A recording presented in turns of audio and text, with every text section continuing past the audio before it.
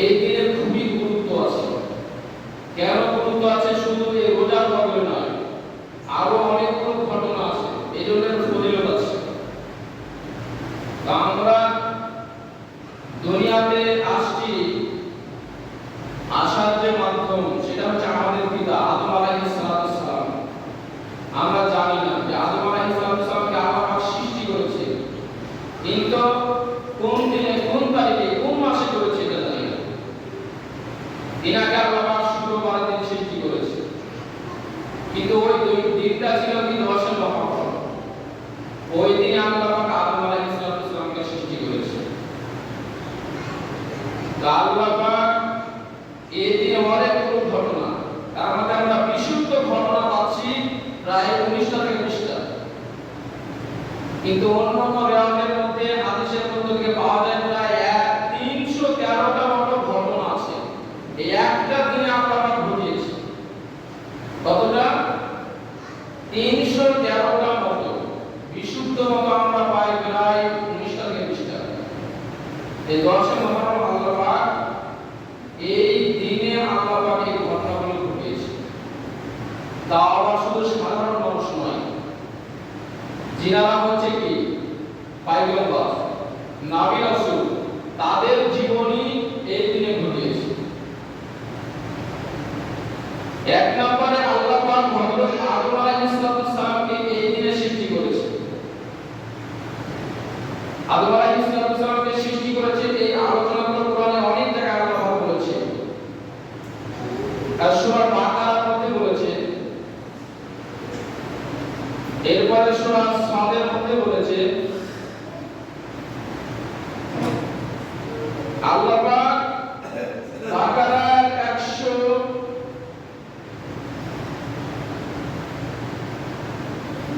সূরা বাকারা 30 থেকে আপনার 37 আয়াত পর্যন্ত আদম আলাইহিস সালামের কথা আছে। সূরা আরাফের 11 থেকে 44 নম্বর আয়াত পর্যন্ত আদম আলাইহিস সালামের কথা আছে। এরপরে সূরা হিজরের আপনার 28 থেকে 44, সূরা তাহার 115 থেকে 23 পর্যন্ত আদম আলাইহিস সালাম সম্পর্কে বলা হয়েছে।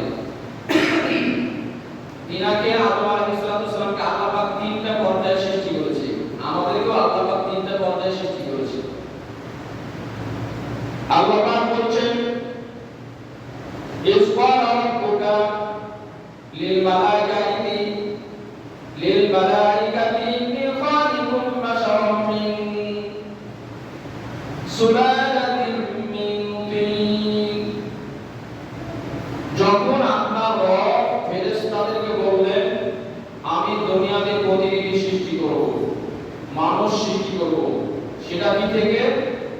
সুলালাতিন মিন তিন, মাটি থেকে, পচাযুক্ত কাদাযুক্ত মাটি থেকে আদম আলাইহিস সালামকে আল্লাহ পাক তৈরি করেছেন।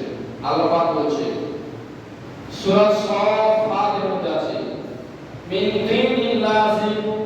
আদম আলাইহিস সালামকে এক নম্বরে সৃষ্টি করা হয়েছে, সেটা হচ্ছে মিন সুলালাতিন মিন তিন। আদম আলাইহিস সালামকে যখন তৈরি করা হলো, তখন আল্লাহ পাক দুনিয়া থেকে মাটি নিয়ে গিয়েছিলেন। ওই মাটিটা ছিল কি? লাযিম। সেই মাটিটা ছিল আপনার এঁটেল মাটি। এঁটেল মাটি দ্বারা কোনো কিছু তৈরি করা যায় না।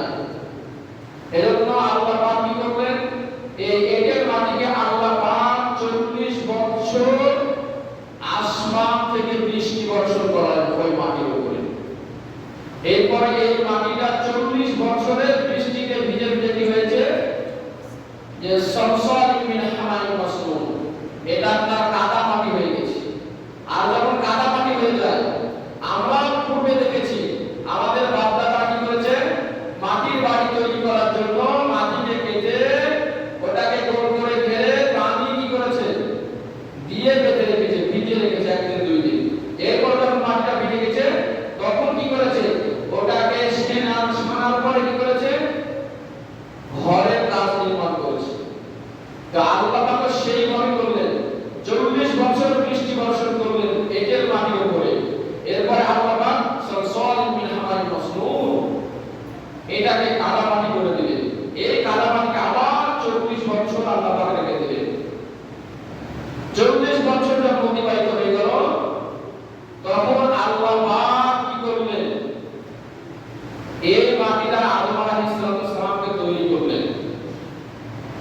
তৈরি করার পরে আল্লাহ পাক আবার আদম আলাইহিস সালামকে রেখে দিলেন।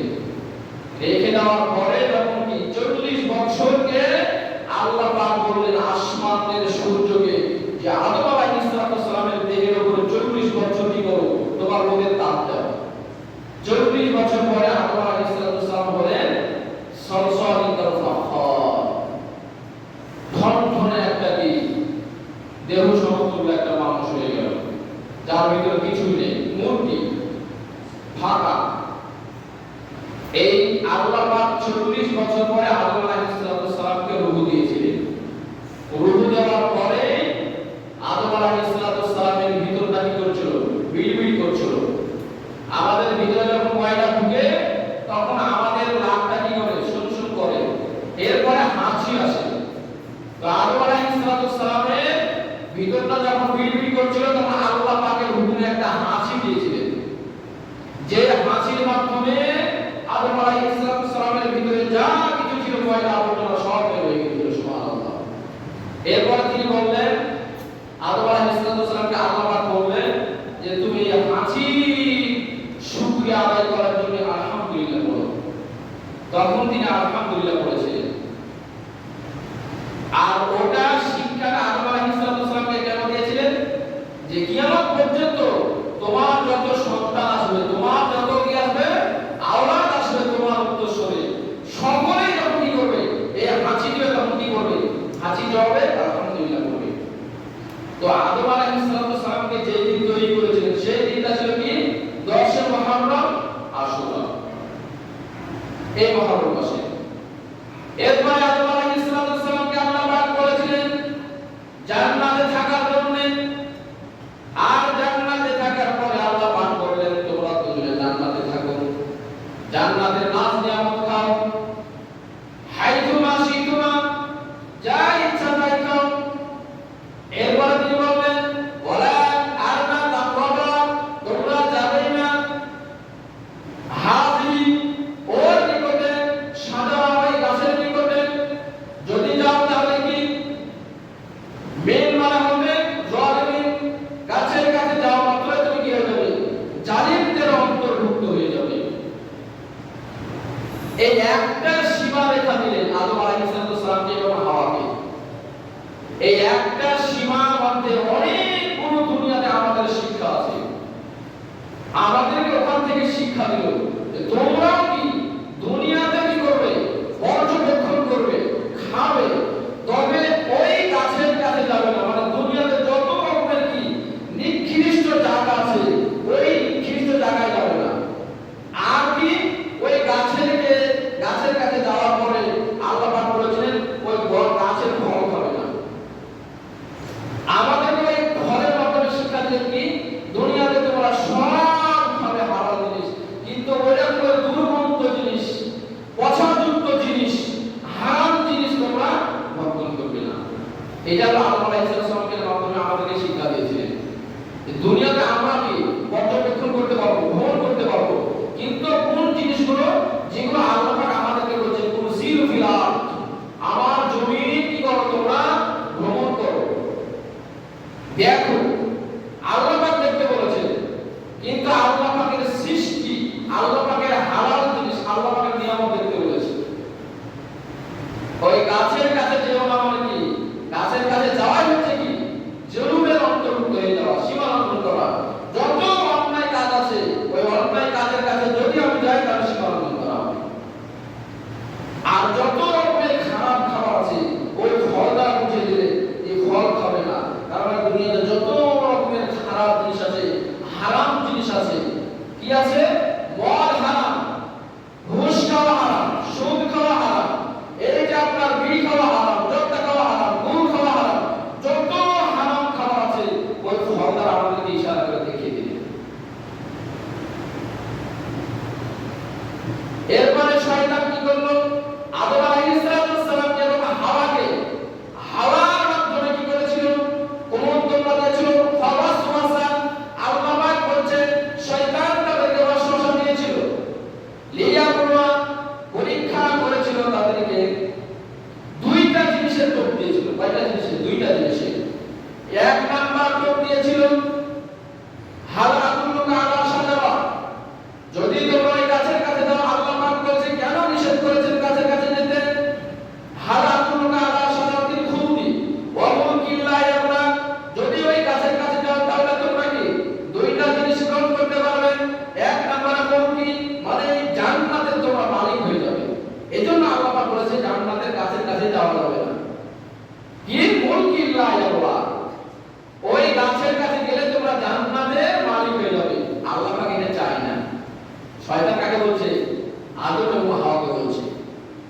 লায়াল্লাহ। এবং 2 নম্বরে তোমরা ওই গাছের কাছে গেলে আর ফল খেলে তোমরা কি হয়ে যাবে? অমরত্ব লাভ করবে, তোমরা আর কখনো মরবে না। এই দুইটা জিনিস আল্লাহ পাক চায় না, এজন্য তিনি বলেছেন ওই গাছের কাছে যাবে না, ফল খাবে না। এই চোখ দুইটা দেওয়াতে আদম এবং হাওয়া কি মাথা নত করে ফেলেছে শয়তানের কাছে। এরপরে যখন গাছের কাছে গেল, গাছের ফল খেলো, এরপরে তাদের পোশাক খুলে পড়ে গেল। ঈসা তাদের পোশাক কি উভয়ের সামনে গ্রহণ করে গেল। এরপরে তারা কি দুজনে কি করছে? গাছের পাতা দিয়ে তাদের কি লজ্জা স্থান ঢাকার জন্য চেষ্টা করছে। এই যে আদম আলাইহিস সালামকে আল্লাহ পাক সৃষ্টি করেছেন এবং হাওয়াকে, ওই দিনটা ছিল কি 10 মুহররম আশুরা। এরপরে এই ঘটনার পরে আদম আলাইহিস সালাম হাওয়া আলাইহিস সালাম গাছের কাছে গেলেন আর ফল খেলেন। ফল খাওয়ার পরে যে সীমা লঙ্ঘন করলেন, সীমা লঙ্ঘন করার পরে ফল যে খেয়েছিলেন, ওই ফলটা খাওয়ার কারণে আদম এবং হাওয়া টয়লেটে চাপ দিয়েছিল। তাফসীরের মধ্যে পাওয়া যায়। আল্লাহ পাক বললেন তোমাদেরকে আমি ক্ষমা করে দিব, কিন্তু তোমরা জান্নাতে থাকতে পারবে না। আর যে ফল খেয়েছো, এই ফল খাওয়ার জন্য তোমাদের টয়লেটের চাপ দিয়েছে, আর জান্নাতে যে টয়লেট করা যাবে না। অতএব দুনিয়া নামক ওই পায়খানা জায়গাতে তোমাকে যেতে হবে, এখানে আর থাকার সুযোগ নেই। কারণ জান্নাতে মানুষেরা যখন জান্নাতের নিয়ামত খাবে, তখন তাদের কি টয়লেট লাগবে না, পেশাব লাগবে না। কি হবে? হাম উঠবে। গায়ের শরীরের কি লোম আছে, লোমগুলো কি ঘাম হবে, বুঝছেন? আর পায়ে সারবে, এর মাধ্যমে সবকিছু হজম, আবার খাবে। এই দুনিয়া নামক জায়গাতে আদম এবং হাওয়াকে পাঠিয়ে দিলেন। কোথায় পাঠালেন? হাওয়াকে জেদ্দাতে পাঠালেন, আর আদম আলাইহিস সালামকে শ্রীলঙ্কায় পাঠালেন। অনেক তাফসীরের মধ্যে আছে প্রায় 40 বছর তিনারা আল্লাহর কাছে ক্ষমা চাইছেন। কি বলেন? ওয়াদা রব্বানা, রব শিখিয়ে দিয়েছে। তারা বলছে রব্বানা, হে আমাদের রব, যালামনা, আমরা জুলুম করেছি আনফুসানা, আমাদের নফসের প্রতি, আমাদের নফসের প্রতি আমরা কি করেছি? জুলুম করেছি। আপনি আমাদেরকে যদি ক্ষমা না করেন, তাহলে খাসিরিন, আমরা ক্ষতিগ্রস্তের মধ্যে পড়ে যাব। এবং আদম এবং হাওয়াকে যেই দিন আল্লাহ পাক ক্ষমা করেছিলেন, সেই দিনটা ছিল কি 10 মুহররম আশুরা। আর যেই জায়গাতে কি তাদের মিলন ঘটিয়েছিলেন, সেই জায়গাটা কোথায় বলেন তো? আরাফার ময়দান। কোথায়? আরাফার ময়দান। 3 নম্বরে আমরা জানি ইদ্রিস আলাইহিস সালামকে আল্লাহ পাক জান্নাতে নিয়েছিলেন। কোথায় নিয়েছিলেন?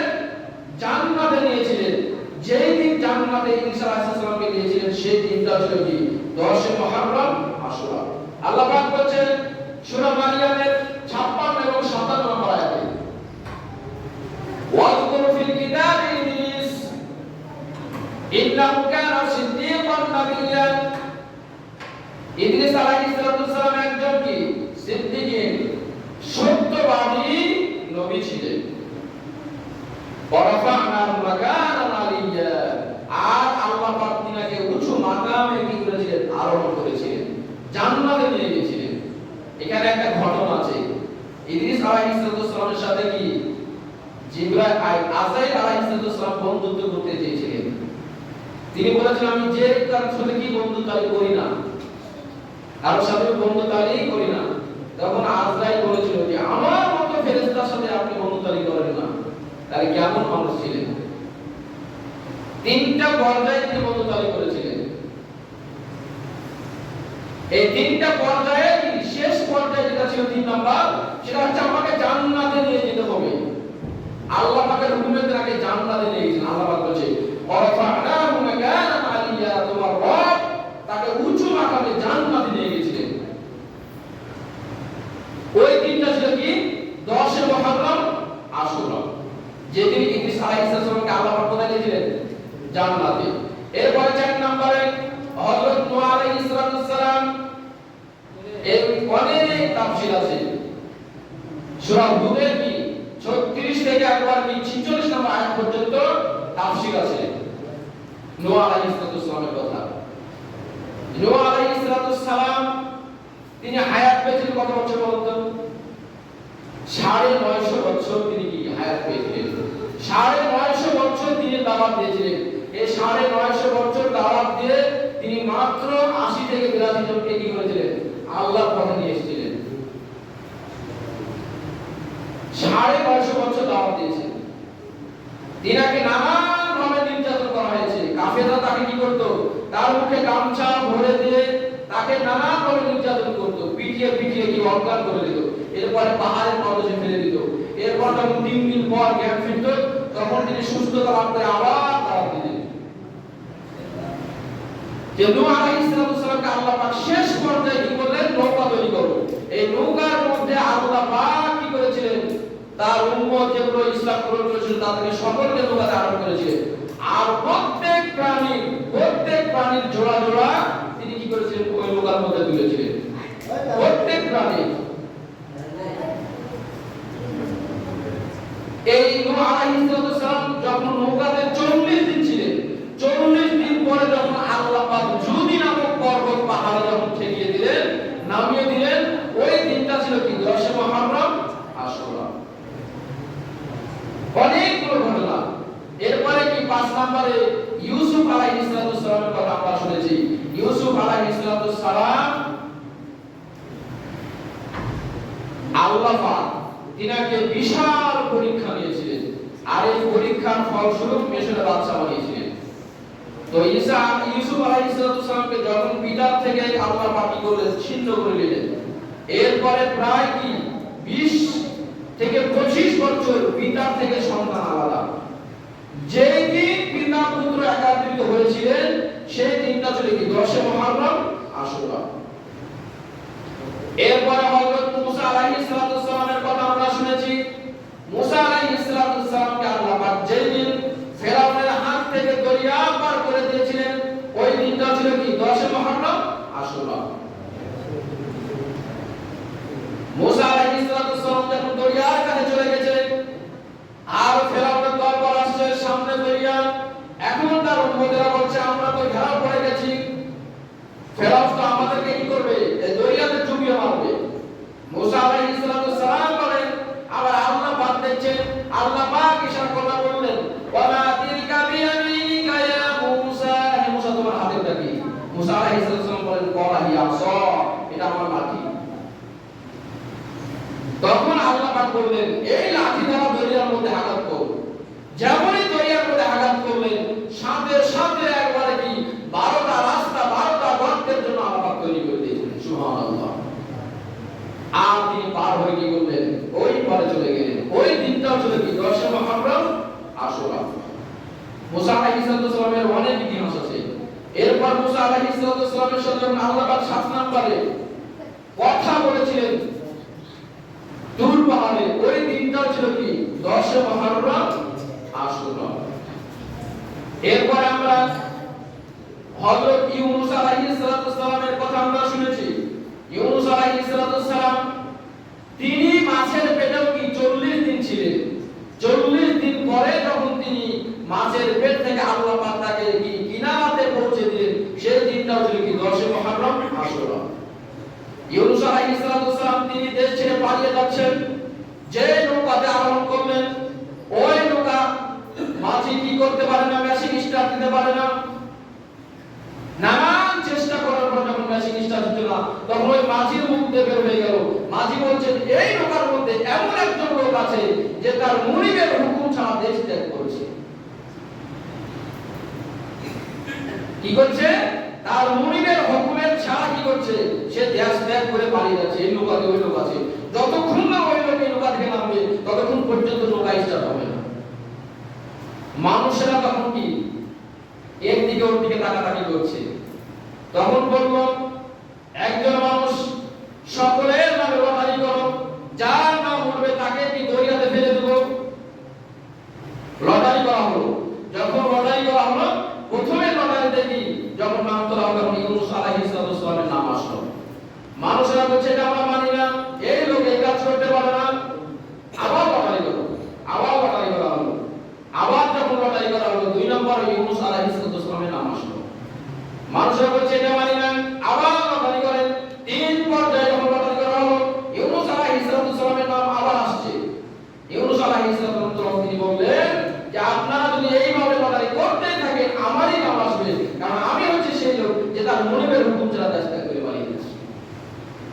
তিনি তখন কি করলেন? দরিয়াতে ঝাঁপ দিলেন। আর আল্লাহ পাক হুকুম করলেন মাছকে, ইউনূস আলাইহিস সালাম যখনই দরিয়ায় ঝাঁপ দিবে আর তুমি সাথে সাথে কি করবে? তুমি তাকে গিলে দিবে, কিন্তু তুমি তাকে আহার হিসাবে দিতে পারবে না। অক্ষত অবস্থায় তোমার ভিতরে তাকে রাখতে হবে। এটাকে তুমি তোমার খাদ্য বানাতে পারবে না, কেননা তিনাকে 40 দিন তোমার ভিতরে রাখতে হবে। 40 দিন ইউনূস আলাইহিস সালাম মাছের পেটে ছিলেন। যখন 36 দিন আপনার 3 ঘন্টা 36 মিনিট এত সেকেন্ড হয়েছে, তখন আল্লাহ পাক ইউনূস আলাইহিস সালামের চোখের জ্যোতি বাড়িয়ে দিলেন।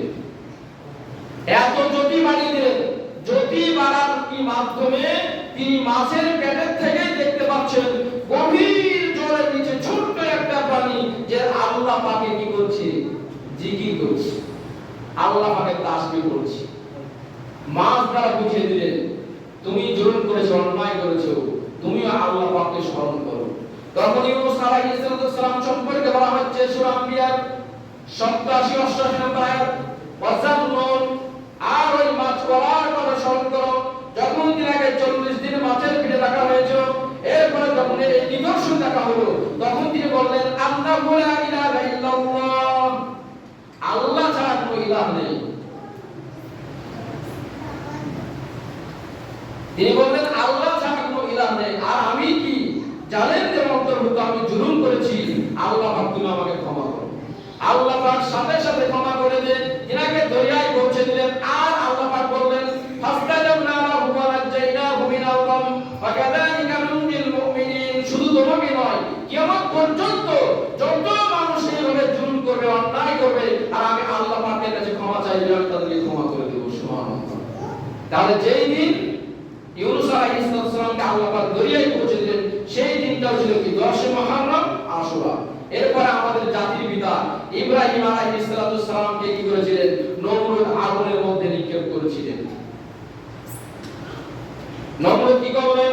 ইব্রাহিম আলাইহিস সালামকে পোড়ার জন্য তিনার কওমকে বললেন ক্বালু হাররিকু ওয়ানসুরু আলিহাতাকুম ইন কুনতুম ফাইলিন। যদি তোমরা তোমাদের বাপ দাদাদের আমলকে, বাপ দাদাদের মূর্তিকে টিকিয়ে রাখতে চাও, তাহলে ইব্রাহিমকে কি করতে হবে? আগুনে পুড়িয়ে মারতে হবে। আগুনের আন্দাজ তৈরি করলো। এরপরে ইব্রাহিম আলাইহিস সালামকে এই কি করলেন? সুরের মাধ্যমে কি করলো? আগুনের মধ্যে নিক্ষেপ করলেন। যখন নিক্ষেপ করলেন, নিক্ষেপ করার সাথে সাথে আল্লাহ পাকের হুকুম আগুনের মধ্যে হয়ে গেল। কুলনা ইয়া নারু কুনি বারদান ওয়া সালামান আলা ইব্রাহিম। আল্লাহ পাক বললেন হে আগুন, আমার ইব্রাহিমের জন্য তুমি কি হয়ে যাও? শান্তি শীতল হয়ে যাও। এমন শীতল হবে যাতে করে ইব্রাহিমের কোনো কষ্ট না হয়। ইব্রাহিম আলাইহিস সালাম ওই আগুনের মধ্যে 40 দিন ছিলেন। আর আল্লাহ পাক জান্নাত থেকে 4টা জিনিস দিয়েছিলেন। কয়টা জিনিস? 4টা জিনিস দিয়েছিলেন। এক নম্বরে জান্নাত থেকে তিনাকে পোশাক দেওয়া হয়েছিল, জান্নাতুল ফিরদাউস থেকে। 2 নম্বরে জান্নাতুল ফিরদাউস থেকে তাকে বিছানা দেওয়া হয়েছিল। এরপরে 3 নম্বরে জান্নাতুল ফিরদাউস থেকে হুর দান করা হয়েছিল। 4 নম্বরে জান্নাতুল ফিরদাউস থেকে তাকে উত্তম খাবার দান করা হয়েছিল। সুবহানাল্লাহ। 40 দিন তিনি আরামের বিছানায় ঘুমিয়েছিলেন, আরামের পোশাক পরেছিলেন, আর আরামের হুর ব্যবহার করেছিলেন, আর আরামের কি করেছিলেন? খাদ্য খাবার খেয়েছিলেন 40 দিন। 40 দিন পরে যখন ইব্রাহিম আলাইহিস সালামকে আল্লাহ পাক করলেন, আগুন থেকে রক্ষা করলেন, ওই দিনটা ছিল কি? 10 মুহররম, আশুরা।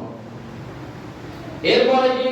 হযরত মুসা আলাইহিস সালামকে আল্লাহ পাক যেদিন তাওরাত দান করেছিলেন, ওই দিনটা ছিল কি? 10 মুহররম, আশুরা। এরপরে হযরত আইয়ুব আলাইহিস সালামের কথা আমরা শুনেছি। আল্লাহ পাক তিনাকে একটা কি রোগ দিয়েছিলেন। তাফসীরের মধ্যে আছে কি 18 বছর তিনি রোগে আক্রান্ত ছিলেন। অনেক তাফসীর আছে 7 বছর, 8 বছর, 9 বছর তিনি রোগে আক্রান্ত ছিলেন। সকলে তাকে ত্যাগ করেছিল, স্ত্রী, সন্তান আর সমাজ সকলে তাকে ত্যাগ করেছিল। তিনি একটা মর্দমার মধ্যে একটা কি পচাযুক্ত ময়লা জায়গায় তিনি থাকতেন। আর তার স্ত্রী তিনাকে কি করতেন? প্রতিদিন দেখে যেতেন, খাবার দিয়ে যেতেন, খেদমত করতেন। এরপরে কি আল্লাহ পাক বলছেন সূরা আম্বিয়ার মধ্যে 83 এবং 84 নম্বর আয়াত, ওয়া আইয়ুবা ইন্না রাব্বাহু আন্নী মাসানিয়াদুর ওয়া আনতা আরহামুর রাহিমিন। আইয়ুব আলাইহিস সালামকে আল্লাহ পাক কঠিন রোগ দিয়ে করেছিলেন। আর এই কঠিন রোগ থেকে যখন আল্লাহ পাক তাকে মুক্তি দান করলেন, 40 দিন পরে আইয়ুব আলাইহিস সালাম কি 18 বছর পর আইয়ুব আলাইহিস সালামকে আল্লাহ পাক বললেন, তুমি কি করো, যেখানে আছো এখান থেকে একটু সরে গিয়ে এই মাটির উপরে কি করো, পায়ে আঘাত করো। তিনি যখন আঘাত করেছিলেন, এই আঘাতের সাথে সাথে কি আপনার নিচ থেকে পানি উঠেছিল।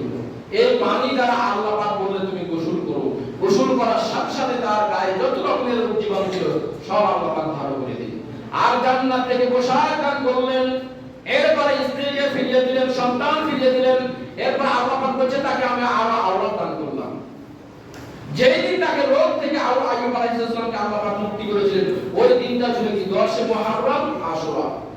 এরপরে আল্লাহ পাক বলছেন, প্রথম যেদিন আমি আসমান জমিন সৃষ্টি করি, প্রথম যেই দিন তিনি কি করেন, আসমান জমিন সৃষ্টি করেন, সেই দিনটাও ছিল কি 10 মুহররম আশুরা। 6 দিন আসমান জমিন আল্লাহ পাক সৃষ্টি করেছেন। ইন্না রাব্বাকুমুল্লাহু আল্লাযী খালাকাস সামাওয়াতি ওয়াল আরদা ফি সিত্তাতি আইয়াম, সিত্তা মানে 6। তোমার রব 6 দিন আসমান জমিন সৃষ্টি করেছেন। আসমান জমিন যখন সৃষ্টি হয়ে গেল, এরপরে আল্লাহ পাক বলছে, আসমান জমিনকে আমি যেদিন পৃথক করে দিয়েছিলাম এবং আকাশ থেকে বৃষ্টি বর্ষণ করেছিলাম, সেই দিনটা ছিল কি 10 মুহররম আশুরা। আসমান থেকে যেদিন কি প্রথম বৃষ্টি নাযিল হয়েছিল, সেই দিনটাও ছিল কি 10 মুহররম আশুরা। আল্লাহ পাক বলছে সূরা মুমিনুনের মধ্যে 8 নম্বর আয়াত, ওয়ানজালনা মিনাস সামাই মান, আর তোমার রব যখন আসমান থেকে বৃষ্টি বর্ষণ করলেন, বিকদারিন পরিমাণ মতো বৃষ্টি বর্ষণ করলেন, ফাসবাইনাহুম এবং সংরক্ষণ করলেন জমিনের মধ্যে। জমিনের মধ্যে আল্লাহ পাকের হুকুম ছাড়া যদি পানি সংরক্ষণ না থাকে, তাহলে আপনি সারা জীবন পানি যদি দেন, জমিতে পানি থাকবে না। আল্লাহ পাক বলছে বিকদারিন পরিমাণ মতো মানুষ পানি দেয়, বেশি দেয় না, কত দেয়, পরিমাণ মতো। আর ওটাকে আল্লাহ পাক বলছে ফাসবাইনাহুম, আমি ওকে সংরক্ষণ করি। কার মাধ্যমে? ফেরেশতার মাধ্যমে সংরক্ষণ করি। সংরক্ষণ করে বলেই তো কি আমাদের জমিনে পানি থাকছে, নতুবা এই জমিনে পানি থাকতো না। তাহলে যেই দিন আল্লাহ পাক পৃথিবীকে এবং কি জমিনকে, এই আসমান জমিনকে পৃথক করে প্রথম বৃষ্টি আসমান থেকে দিয়েছিলেন, সেই দিনটা ছিল কি 10 মুহররম আশুরা। এরপরে হযরত ঈসা আলাইহিস সালামকে আল্লাহ পাক যেই দিন আসমানে উঠিয়ে নিয়েছিলেন, সেই দিনটাও ছিল কি 10 মুহররম আশুরা।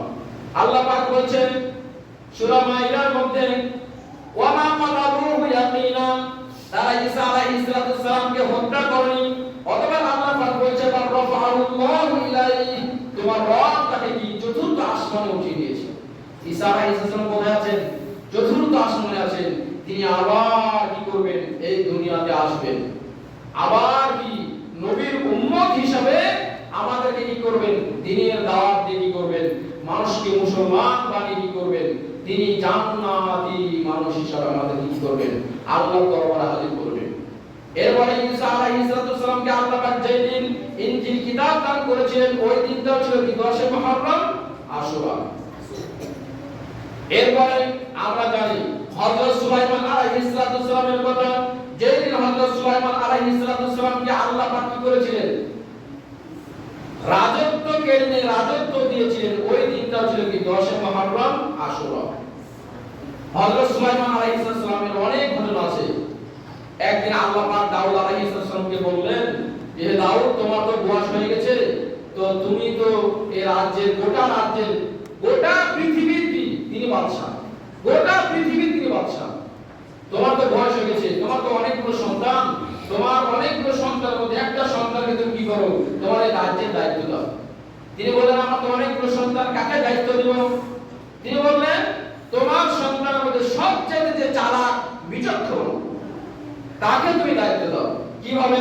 আল্লাহ পাক বলেন একটা সিন্ধুক দিলেন, আল্লাহ পাক একটা কি করলেন? সিন্ধুক দিলেন। ওই সিন্ধুকের মধ্যে কি আছে? তোমার যে সন্তান বলতে পারবে, সেই সন্তানকে তুমি তোমার রাজ্যের দায়িত্ব দিবে। সিন্ধুক আল্লাহ পাকের হুকুমে আনা হলো। যখন সিন্ধুক রাখা হলো, তখন আইয়ুব আলাইহিস সালাম একের পর এক সন্তানকে ডাকছে আর বলছে, বলতো এই সিন্ধুকের মধ্যে কি আছে? এক এক সন্তান এক এক রকমের নাম বলছে। এর মধ্যে অমুক জিনিস আছে, স্বর্ণ আছে, রূপা আছে। যখন সব হযরত সুলাইমান আলাইহিস সালাম নিজের সবচাইতে কি ছোট্ট সন্তান সুলাইমানকে ডাক দিলেন। ডাকার পরে বলছে, হে আমার সন্তান, তুমি বলো তো এই বাক্সের মধ্যে কি আছে? তখন সুলাইমান আলাইহিস সালাম তিনি বললেন, এই বাক্সের মধ্যে আংটি আছে। সুবহানাল্লাহ। কার হুকুমে বললেন? আল্লাহর হুকুমে। তিনি বললেন এই বাক্সের মধ্যে কি আছে? আংটি আছে। আইয়ুব আলাইহিস সালাম তিনি জানেন না কি আছে, সৈন্যরা কেউ জানে না, প্রজারা কেউ জানে না কি আছে। আইয়ুব আলাইহিস সালামের সন্তান সুলাইমান জানে না যে এই বাক্সের মধ্যে কি আছে। আল্লাহ পাক তিনার মধ্যে বের করলেন কি আছে? এই আংটি আছে, এর ভিতরে আংটি আছে। তিনি যখন খুলে দেখলেন সত্যি আংটি আছে। আর আংটিটা কি করলেন? হযরত সুলাইমান আলাইহিস সালামের হাতে যেমন পরিয়ে দিলেন, আর গোটা আপনার কি পৃথিবীর আপনার যত কিছু আছে সব কিছু তার পায়ের কাছে কি মাথা নত করেছে। বাতাস তার কথা শুনে, পক্ষীর কথা তার কথা শুনে, শয়তান তার কথা শুনে, জিনেরা তার কথা শুনে, সকল পক্ষীগুলো কি তার আয়ত্তের মধ্যে আল্লাহ পাক দিয়ে দিলেন। বাতাসকে যেদিকে বলতেন বাতাস দাও, সেদিকে বাতাস দিতেন। আর কি শয়তানকে কি যেভাবে কি করতেন পরিচালনা করতেন, সেইভাবে পরিচালনা করতেন। জিনদেরকে যেভাবে ডুবুরি কাজ করাতেন আর প্রাসাদ নির্মাণ করতেন, সেইভাবে তারা কি করত? কাজ করত। তো যেই দিন কি সুলাইমান আলাইহিস সালামকে আল্লাহ পাক রাজত্ব দিয়েছিলেন, সেই দিনটা ছিল কি 10 মুহররম আশুরা। আইয়ুব আলাইহিস সালাম যেই দিন কি করেছিলেন? আপনার রাজত্ব পেয়েছিলেন। আইয়ুব দাউদ আলাইহিস সালাম যেদিন রাজত্ব পেয়েছিলেন, সেই দিনটা ছিল কি 10 মুহররম আশুরা। আইয়ুব আলাইহিস সালামের একটা ছোট্ট ঘটনা। তিনি যখন কি যুবক বয়স, বালক যুবক বয়স, যখন তিনি যখন রাস্তা দিয়ে হাঁটছেন, তখন তাকে সামনে একটা পাথর তাকে সালাম দিচ্ছে, আসসালামু আলাইকুম ওয়া রাহমাতুল্লাহ। আইয়ুব আলাইহিস সালাম তিনি বলছেন, পাথর আবার কি সালাম দিচ্ছে?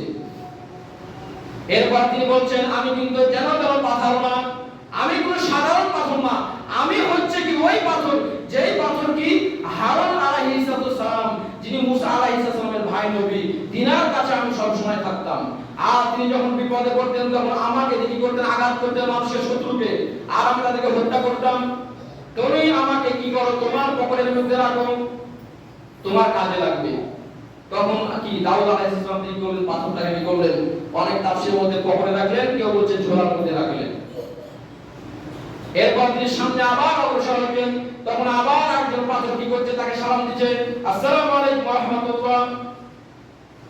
তিনি তখন বলছেন কি, এই পকেটে যে পাথর আছে, এই পাথর বলছে কি, এনাকে আপনি গ্রহণ করেন। ইনি হচ্ছে হযরত মুসা আলাইহিস সালামের সঙ্গে থাকতেন, তিনি নানান কাজ করতেন একে দিয়ে। তখন তিনি ওই পাথরটা নিয়ে নিলেন। এরপর তিনি সামনে অগ্রসর হচ্ছেন, তখন আরেকটা পাথর তার সামনে কি করছে? সালাম দিচ্ছে। পাথরটা তখন দুইজন পাথর বলছে কি, ওকে আপনি গ্রহণ করেন। ও যেটা বলছে ওটা সত্যি কথা। যখন ওই পাথরটাকে গ্রহণ করার পর পকেটে রাখলেন, সাথে সাথে তিনটা পাথর একত্রিত হয়ে গেছে। সুবহানাল্লাহ, একটা পাথর হয়ে গেছে। এরপর দাউদ আলাইহিস সালাম তিনি রাজ দরবারে চলে গেলেন।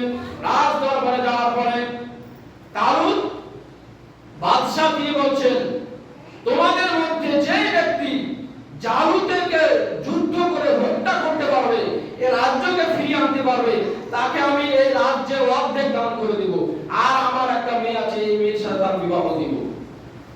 তখন দাউদ আলাইহিস সালাম তিনি সকলের মাঝ থেকে তিনি বলছেন হাত তুলে, যে আমাকে কি প্রথমে এই কাজটা করার দায়িত্ব দেওয়া যায়? তখন মানুষেরা বলছে, আরে আপনি তো যুবক, কিন্তু আপনি তো চলেন কি মুরব্বির মতো। কার মতো? মুরব্বির মতো চলেন, এদিক ওদিক তাকান না, কোনো কি নেই আপনার, কি নেই জোশ নেই, রক্ত গরম নেই, আপনি কি করে যুদ্ধ করতে পারবেন? তিনি বললেন, দাউদ কি দাউদ আলাইহিস সালাম তিনি বলছেন যে তোমার কাছে কোনো অস্ত্র আছে? তিনি বলছেন, আমার কাছে কোনো অস্ত্র নেই, তবে একটা পাথর আছে। তবে সেই পাথর দিয়ে কি হবে? তবে যে আমি জানি না, তবে কিছু হবে। আমি জানি না, তবে কি এই পাথর দিয়ে আমার মনে হয় কিছু হবে। তিনি কি করলেন? সৈন্য বাহিনী সহ তাকে কি যুদ্ধে পাঠিয়ে দিলেন। ওই যুদ্ধে যাওয়ার পরে জালুতের সামনে যখন কি করবে দাউদ আলাইহিস সালাম করেছেন, তখন তিনি বলছেন, আমি জালুতের সাথে কি করি না? যুদ্ধ করি না, তোমাদের বাদশাকে ডাকো। তিনি বলছেন, আমার সাথে যুদ্ধ করতে হবে, বাদশা আমাকে পাঠিয়েছে। তিনি বলছেন, আমি ছোট্ট বালকের সাথে যুদ্ধ করে আমার মান সম্মান হানি করতে চাই না, তুমি তোমার বাদশাকে ডেকে নিয়ে বলছেন আমার সাথে আগে যুদ্ধ করতে হবে। তখন দাউদ আলাইহিস সালাম তিনি বললেন আপনি আমাকে আঘাত করেন। তিনি যখন আঘাত করলেন দাউদ আলাইহিস সালামকে এক ধাক্কা মেরেছেন, এক ধাক্কাতে অনেক দূরে তিনি পড়েছেন। এরপর দাউদ আলাইহিস সালাম তিনি আবার দাঁড়িয়ে গেছেন। দাঁড়িয়ে যাওয়ার পর তিনি বলছেন আপনি এখন কি করেন, রেডি হন, এখন আপনার উপর আক্রমণ হবে। এরপর যে তুমি কি আক্রমণ করবে, তোমার হাতে কোনো অস্ত্র নেই, কোনো কামান নেই। তখন তিনি কি পকেট থেকে পাথর বের করলেন, আর এই পাথরটা বের করে যখন বিসমিল্লাহ বলে কি করেছেন, তার শরীরে আঘাত করেছেন। আঘাত করার সাথে সাথে সে ৭০ গজ মাটির নিচে ডুবে গেছে। সুবহানাল্লাহ। এরপর সৈন্যরা দেখলো আমাদের বাদশা তো কি মাটির নিচে পড়ে কি শেষ, আমরা কি যুদ্ধ করব, পালিয়ে গেছেন। দাউদ আলাইহিস সালাম তিনি কি রাজ দরবারে হাজির হয়ে গেছে। এরপর যখন রাজ দরবারে হাজির হয়ে গেল তখন সৈন্যরা বলছে আপনি তো ওয়াদা করেছিলেন দাউদ কি করবেন, অর্ধেক রাজশাহী কি বাদশা কি করবেন, বাদশাহী দায়িত্ব দিবেন এবং আপনার কন্যার সাথে বিবাহ দিবেন, এখন দেন। এরপর কি করলেন, অর্ধেক বাদশাহী দায়িত্ব দিলেন, মেয়ের সাথে বিবাহ দিলেন। এরপরে দাউদ আলাইহিস সালাম কি যখন বয়স হয়ে গেছে, মৃত্যুবরণ করেছে, তখন কি পুরো আপনার কি পৃথিবীর দায়িত্ব কি দাউদ আলাইহিস সালাম পেয়ে গেছেন। যেই দিন দায়িত্ব পেয়েছিলেন সেই দিনটা ছিল কি 10 মুহররম আশুরা। এরপরে আমরা জানি একটা ঘটনা, কারবালার ঘটনা যেই দিন হয়েছিল, হযরত হুসাইন রাদিয়াল্লাহু তাআলা আনহু, হযরত হাসান রাদিয়াল্লাহু তাআলা আনহু যেই দিন হত্যা হয়েছিলেন সেই দিনটা ছিল কি 10 মুহররম আশুরা। এরপরে শেষ নাম্বার এই 10 মুহররম, এই 10 মুহররম আল্লাহ পাক একটা জিনিস ঘটাবেন, সেটা হচ্ছে কিয়ামত। এই 10 মুহররমে হবে কি কিয়ামত। আল্লাহ পাক এই 10 মুহররম কি করবেন, কিয়ামত সংঘটিত করবেন। তাহলে 10 মুহররমের অনেক ফজিলত আছে। 10 মুহররম আল্লাহ পাক কি করেছেন, এই ঘটনাগুলো ঘটিয়েছেন। এজন্য কি আল্লাহ পাক এই 10 মুহররম কি করবেন, কিয়ামত করবেন। আল্লাহ পাক কি করবেন, কিয়ামত করবেন। আমাদের মৃত্যু দিবেন, মৃত্যুর পরে কি আল্লাহ পাক বলেছে সুম্মা ইন্না বাদা যালিকা লামাইতুন, অতঃপর তোমাদের মৃত্যু হবে। সুম্মা ইন্নাকুম ইয়াওমাল কিয়ামাতি তুবাসুন, এবং কিয়ামত যখন সংঘটিত হবে তখন তোমরা আল্লাহর দরবারে উদিত হবে। আল্লাহর দরবারে আমাদেরকে সকলকে কি করতে হবে, উদিত হতে হবে, উপস্থিত হতে হবে, আর সারা জিন্দেগির হিসাব দিতে হবে। 5টা জিনিসের হিসাব আল্লাহ পাক সর্বপ্রথম নেবেন। 1 নাম্বার হায়াতের হিসাব নেবেন, আপনার 50 60 70 বছর জিন্দেগি কিভাবে অতিবাহিত করেছেন হিসাব নেবেন। এরপরে যৌবন বয়সের হিসাব নেবেন। এরপরে আপনারা কি করবেন, ইলমের হিসাব নেবেন, যতটুকু কোরআন হাদিস জেনেছিলেন ওই পথে আমল করেছেন কিনা। এরপরে আল্লাহ পাক বলছেন তোমার 4 নাম্বার হিসাব নেবেন, আপনি যে অর্থ সম্পদ কি করেছেন, ইনকাম করেছেন, আয়ত্ত করেছেন, ওটা হালাল পর্যায়ে কিনা, আর যেটা অর্জন করেছেন সেটা ব্যয় করেছেন, ওই ব্যয়টা কি হালাল পন্থায় হয়েছে কিনা। এই 5টা প্রশ্নের যতক্ষণ না আপনি আমি হিসাব না দিতে পারবো ততক্ষণ পর্যন্ত এক কদম সামনে বিল দেওয়ার সুযোগ নেই। আল্লাহ পাক আমাদের সকলকে যেন কিয়ামত মুখী করে 5 ওয়াক্ত নামাজ পড়ার তৌফিক দান করুন। সকলে বলি আমিন।